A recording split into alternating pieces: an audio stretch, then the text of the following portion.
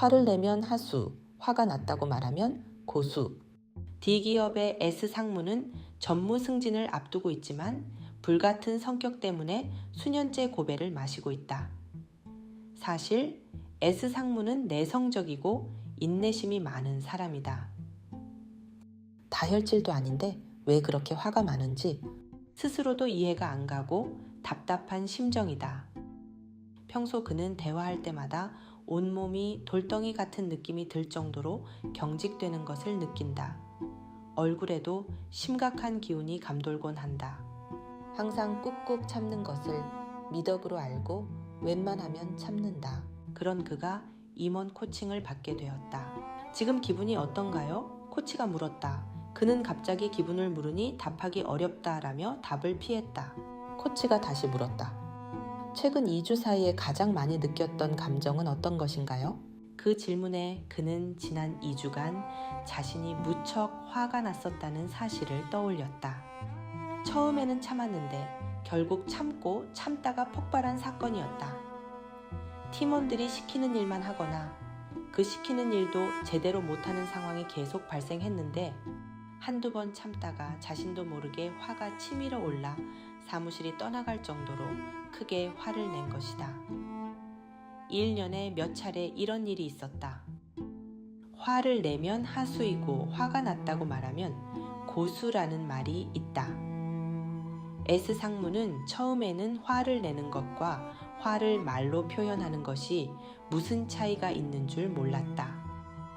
마음은 생각, 감정, 갈망으로 이루어져 있기에 이 세 가지를 함께 챙겨서 말을 해야 한다는 사실도 그때서야 비로소 알게 된 사실이다.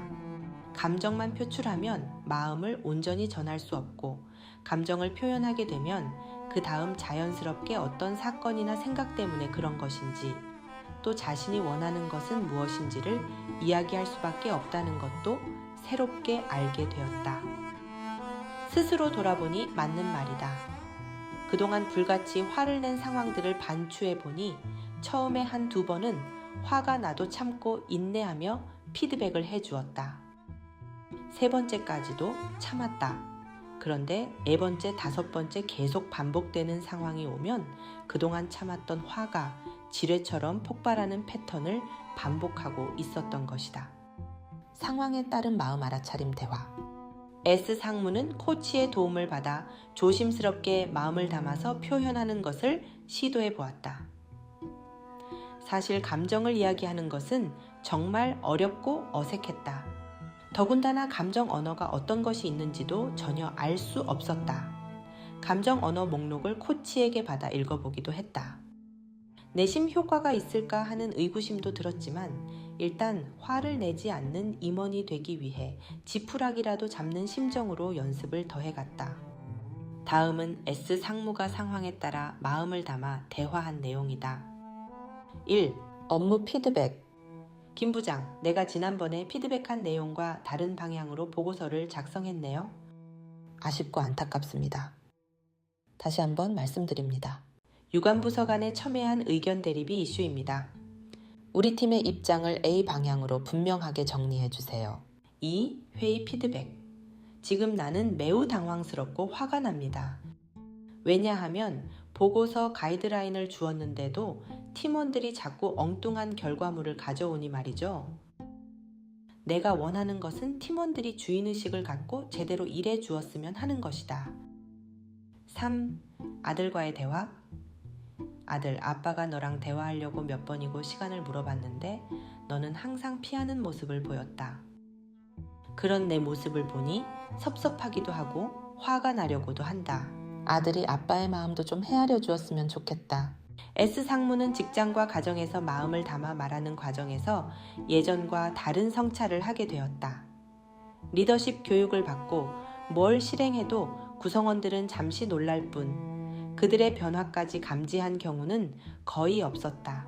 그런데 마음을 담아서 이야기를 하자 그들의 변화하는 모습을 느낄 수 있었다.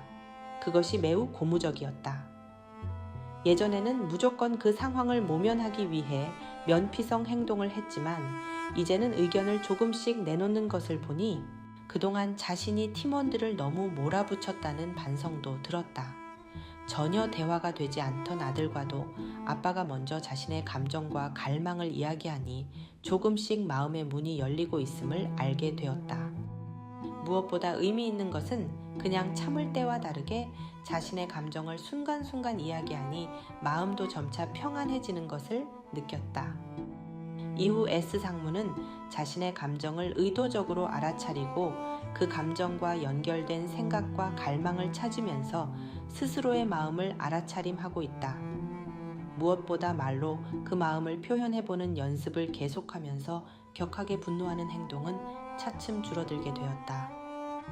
마음 알아차림을 하고 마음을 담아 대화를 할 때는 구체적인 사실을 갖고 이야기하는 것이 좋다. 예를 들어 보고서 작성이 늦는 팀원에게 왜 매번 보고서 작성이 늦는 것이냐 라고 묻는 것보다는 이번을 포함해서 3주째 주간 실적 보고서 작성이 늦었다 라는 식으로 구체적인 수치를 제시하는 것이 훨씬 효과적이다.